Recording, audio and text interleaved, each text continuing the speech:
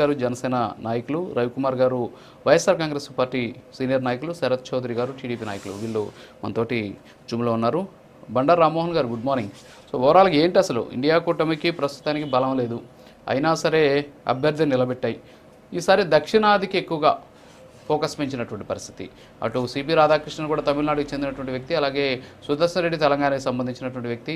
So రెండు రాష్ట్రాల్లో కూడా స్థానిక సెంటిమెంట్ అనేది చాలా ఇంపార్టెంట్, అక్కడ చాలా బలంగా చూస్తూ ఉంటారు. ఇటీవల మనం చూసాం డిఎంకేకి సంబంధించి తమిళ్ విషయంలో ఏ విధంగా మాట్లాడండి. సో తమిళనాడుకి చెందినటువంటి వ్యక్తికి వాళ్ళు ఇవ్వకపోతే అక్కడ ఉన్నటువంటి డిఎంకేకి తమిళ్ అనేది ఒక రాజకీయ అస్త్రంగానే ఉందే తప్ప వాళ్ళకి సంబంధించినటువంటి విధానపరమైనటువంటి అంశం కాదు అనేటటువంటి వాదన తెరపైకి తీసుకొచ్చినటువంటి ప్రయత్నంలో సఫలం అవ్వడం కోసమే ఈరోజు ఎన్డీఏ కూటమి తమిళనాడుకి సంబంధించినటువంటి అభ్యర్థిని రంగంలోకి దింపింది అనేటటువంటి వాదన ఒకటి వ్యక్తమవుతుంది. మరోపక్క సుదర్శన్ రెడ్డి ద్వారా ఇటు వైఎస్ఆర్ కాంగ్రెస్ పార్టీ అలాగే బీఆర్ఎస్ లాంటి తటస్థ పార్టీల ఉన్నటువంటి వాస్తవికతను ప్రజల్లోకి తీసుకెళ్లేటువంటి ప్రయత్నంలో భాగంగా ఇండియా కూటమి కూడా సుదర్శన్ రెడ్డి నిలబెట్టిందని చెప్పేసి కూడా చెబుతున్నారు.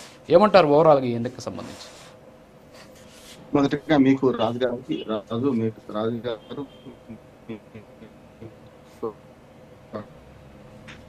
మిత్రులకు ప్రైమ్ న్యూస్ పెద్దగా దాపరికం ఏం లేదు. ముంజేతి కంకణానికి అర్థం ఎందుకు అన్నట్టు ఎన్డీఏ కూటమి అభ్యర్థి గెలవబోతున్నారు. ఎందుకంటే మ్యాజిక్ ఫిగర్ 394 కంటే ఇంకో 22 ఓట్లు ఎక్కువనే ఉన్నాయి, వాళ్ళకి సమస్య లేదు.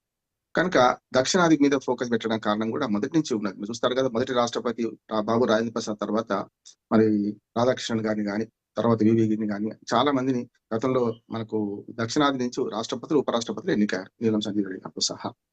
కనుక ఇది కొత్త కాదు కూడా. ప్రధానమంత్రులందరూ ఉత్తర భారతదేశం నుంచి అవుతారు.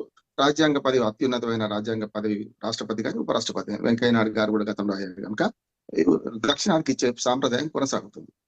కనుక ఆ సాంప్రదాయాన్ని ఎన్డీఏ కూటమి వాళ్ళ ముందుకు తెచ్చింది అంటున్నారు. దానికి ప్రతిగా కూడా చాలా సార్లు అంటే పోటీ పెట్టేటప్పుడు ఏం చేస్తారు, దానికి వాళ్ళు ఏ వ్యూహం అవలంబిస్తారో దానికి వ్యతిరేక వ్యూహం ఇటు అవలంబిస్తారు. ఇక మీరు అన్న ఏంటంటే రెండు కూటమిలో లేని పార్టీలకు ఇవాళ శీల పరీక్ష అని అంటున్నారు. నేను అంతకంటే పెద్ద శీల పరీక్ష ఎవరిది అంటే స్పష్టంగా ఈ ఇండి కూటమి శీల పరీక్ష అంటున్నాను. ఇండి కూటమి వాళ్ళకి పెద్ద శీల పరీక్ష. ఎందుకంటే ఇండి కూటమిలో ఉన్న వాళ్ళందరూ ఏకంగా ఉంటారా లేదా అనేది సందేహాస్పదమే కదా. ఇవాళ చూస్తున్నాం ఆమ్ ఆద్మీ పార్టీ కూడా సరే దీనికి మద్దతు ఇచ్చింది, రాధాకృష్ణ మన సుదర్శన్ రెడ్డి గారి అభ్యర్థిత్వానికి మద్దతు ఇచ్చింది. కానీ మొత్తం మీద చూసుకుంటే ఏంటంటే ఇండి కూటమిలో ఉన్న వాళ్ళందరూ ఏకంగా ఉన్నారా లేదా అని తెలుసుకోవడానికి ఈ ఎన్నిక పనికి వస్తుంది అనుకుంటున్నాను. నెంబర్ 1.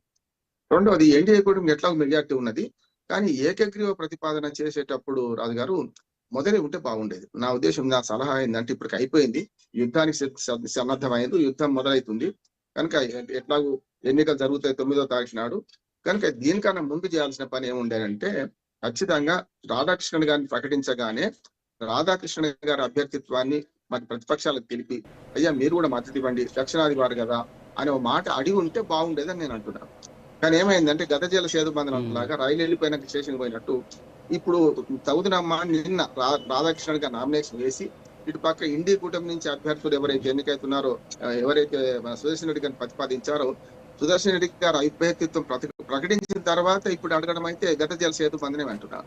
ఇటు పక్క ఇంకొక సెంటిమెంట్ కూడా కొంచెం సమగ్రంగా చెప్పుకుంటే మనకు అర్థం అవుతాయి. ఇటు పక్క ఆత్మ ప్రబోధ సిద్ధాంతాన్ని రేవంత్ రెడ్డి గారు ప్రతిపాదిస్తున్నారు. ఇది దుర్మార్గమైన మాట అంటున్నాను. నిజంగానే ఏ గూటి పక్షికి ఆ గూటి చేరుకుంటుంది కదా తప్ప ఇవాళ 60 మంది మన ఎంపీలందరం వేసుకుందాం, ఉభయ తెలుగు రాష్ట్రాల్లో ఉన్న 42 మంది లోక్సభ, 18 మంది రాజ్యసభ అని రేవంత్ రెడ్డి గారు ప్రతిపాదిస్తుంటే మరి తమిళనాడు వాళ్ళు ఊరుకోరు కదా. వాళ్ళకి మనకంటే భాషాభిమానం ఎక్కువ. కానీ ఎన్డీఏ కూటమిలో చేరని డిఎంకి ఏమంటుందంటే రాష్ట్రపతి తమ్ముడే పేకాటే సమస్య లేదు, ఎక్కడ బావా అన్న వంగతోట కాడ బావా కాదు సమస్య లేదు, మేము ఇండి కూటమిలో ఉన్నాం, ఇండి కూటమి వేసుకుంటామని స్టాలిన్ గారు ప్రకటించారు కదా. నేనేమంటున్నానంటే ఇవాళ ఏదైతే రేవంత్ రెడ్డి గారి ప్రతిపాదన అర్థరహితమైంది అంటున్నాను. ఎందుకంటే మీరు బీజేపీ వాళ్ళని కూడా మన ఇండి కూటమికి కాంగ్రెస్ కు వేయమంటే వేస్తారా? అందుకని నేను ఒక మాట చెప్తున్నాను, ఈ రెండు పార్టీలకు సంకటం అని మీరు అంటున్నారు కదా, అసలు ఇండి కూటమిలోనే రేపు పొద్దున ఈ లుకలుకలు బయటపడతాయని నేను అంటున్నాను. ఒకవేళ ఏమున్నా 313 మంది ఉన్నారు, మీరు అన్నట్టు 94 సీట్లు తక్కువ ఉన్నాయి, వాళ్ళకి 94 సంఖ్య తక్కువ ఉన్నది వాళ్ళకు. ఈ రెండు పార్టీలు ఎటుపోతే ఒక్క మాట చెప్పి ముగిస్తాను. ఇవాళ 4 మాత్రమే బీఆర్ఎస్ కు రాజ్యసభ సభ్యులు ఉన్నారు. ఇంకొక దుర్మార్గం ఏంటంటే అటు రేవంత్ రెడ్డి అది మాట్లాడుతుంటే కేటీఆర్ గారు ఏం మాట్లాడుతున్నారు, ఎరువులు అంటే 2 లక్షల టన్నుల ఎరువులు మీకు రాష్ట్రానికి తీసుకొచ్చే వాళ్ళకి మా 4 ఎంపీలను ఓట్లు అంటున్నారు. ఇది పూర్తిగా ఉపరాష్ట్రపతి ఎన్నికలు ఎరువులు రాజకీయం కాదా? ఎరువులు ఎవరు ఇవ్వాలి? కేంద్ర ప్రభుత్వం ఇవ్వాలి. కేంద్ర ప్రభుత్వంతో మీరు ప్రతిపక్ష పార్టీగా మీరు కొట్లాడితేస్తారా, లేకపోతే బాణం అటుదికి పెడతారా? అంటే కాంగ్రెస్ పార్టీ ఎట్లా చేయగలుగుతుంది? రాష్ట్రంలో అధికారంలో ఉన్నది తెలంగాణలో, కానీ వాళ్ళు పోయాక ఎరువులు తీసుకొస్తే మీకు ఓటేస్తాం. ఇది పెట్టడం అనేది కేటీఆర్ గారి ఒక అనుభవ రాహిత్యం అనొచ్చా, లేకుంటే తమ పార్టీ ఎంపీలను దీనికి పణంగా పెట్టడం అనొచ్చా? నాకు అర్థం కావడం లేదు. అందుకని ఏమంటున్నాను, ఇది ఒకటి. రెండు, వైసీపీ ఎంపీలు నాకు గ్యారంటీ మీరు అన్నది జరుగుతుందని నేను అంటున్నాను. గతంలో ప్రతి బిల్లులో రాజ్యసభలో జరిగిన అన్నిట్లలో కూడా వైసీపీ ఎంపీలు ఎన్డీఏ కూటమికే మద్దతు చేశారు. చాలా విచిత్రమైన పరిస్థితి. ఆంధ్రప్రదేశ్ లో విచిత్రమైన పరిస్థితి ఏంటంటే అధికార ఎన్డీఏ కూటమి బీజేపీకి మద్దతు చేస్తుంది. ప్రతిపక్షంలో ఉన్న వైసీపీ కూడా ఇప్పుడు కాదు, వాళ్ళ అధికారంలో ఉన్నప్పుడు కానీ వాళ్ళ అధికారంలో లేనప్పుడు కానీ ఇటు చేస్తున్నారు. మొత్తం 11 సీట్లు ఉన్నాయి వైసీపీకి. 4 ఏమో లోక్సభ, 7 రాజ్యసభ ఉన్నాయి. ఈ 11 సీట్లను ఎన్డీఏ కూటమికి, అంటే ముఖ్యంగా బీజేపీకి భయపడతారు కనుక, రహస్య స్నేహితుడు కనుక బీజేపీకి మద్దతు ఇచ్చే అవకాశం ఉన్నది. అయినా వాళ్ళకి అడిషనల్ కానీ కొత్తగా వాళ్ళకి వచ్చేది ఏం లేదు. ఒకవేళ ఎన్డీఏ కూటమి అభ్యర్థికి 11 ఓట్లు వేస్తే ఇంకా అడిషనల్ ఒక 11 పెరుగుతాయి వాళ్ళు, కానీ నష్టపోయేది లేదు, లాభపడేది లేదు, పెద్ద నష్టపోయేది ఏం లేదు. కానీ వాళ్ళ నిర్ణయం వాళ్ళు తీసుకుంటారు కనుక మీరు అనేది జరుగుతుంది. గతంలో ఏం జరిగిందో వైసీపీ 100% అటుపక్క పోయడానికి అవకాశం ఉంది. కాంగ్రెస్ కి ఎట్లాగూ లేదు. చెల్లెలేమో కాంగ్రెస్, ప్రదేశ్ కాంగ్రెస్ అధ్యక్షురాలు కనుక కాంగ్రెస్ వైపు. అంటే ఇక్కడ ఒకటి సార్, అంటే ఇక్కడ ఏంటంటే ఇండియా కూటమికి ఉన్నటువంటి ఆస్కారం కావచ్చు, వాళ్ళు పెట్టుకున్నటువంటి ఆశలు ఏంటి అంటే ఉపరాష్ట్రపతి ఎన్నికల్లో విప్ ఉండదు కదా.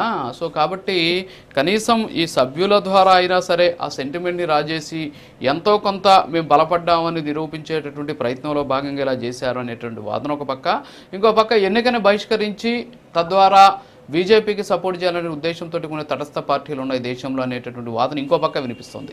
దీని మీద ఒక 1 మినిట్ క్లారిటీ ఇవ్వండి ప్లీజ్. ఒక్కటే తటస్థ పార్టీలు ఏమైనా రెండే ముఖ్యంగా దేశం మొత్తం మీద అటు పక్క ఇటు పక్క పోయింది. 1, 2, 1, 6 ఉన్న పార్టీలు పోటీ చేసినా కూడా నేనన్న 11 సీట్లు వైసీపీ కానీ 4 సీట్లు మన బీఆర్ఎస్ కానీ, ఈ 15 పోగా మరొక 15 వస్తాయి అనుకుందాం. మీరు అన్నట్టు ఆత్మ ప్రబోధ సిద్ధాంతం ప్రకారం బీజేపీ వాళ్ళు పోరు, ఎన్డీఏ కూటమిలో ఉన్న వాళ్ళు ఎవ్వరు కూడా అటు ఓటేయరు. మహా అయితే 313 మంది ఇంకో 20-25 ఓట్లు 30 ఓట్లు వేసుకున్నా 343 అవుతాయి, కానీ 393 అయితే కావు కదా. అందుకనే 94 గదే కావు కదా.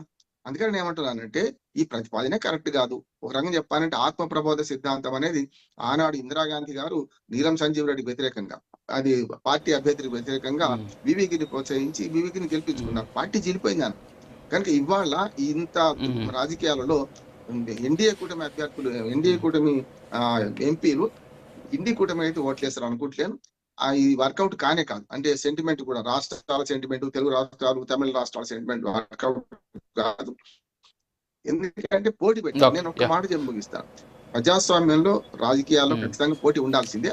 పోటీ పెడితే ఇండి కూటమి అభ్యర్థుల, ఇండి కూటమి యొక్క బలాబలాలు కూడా తెలుస్తాయి అంటున్నారు. కాకపోతే వాళ్ళు ఐక్యంగానే ఉన్నారు. ఆమ్ ఆద్మీ పార్టీ మద్దతు చేసింది, ఇటు పక్క తృణమూల కాంగ్రెస్ మద్దతు చేసింది.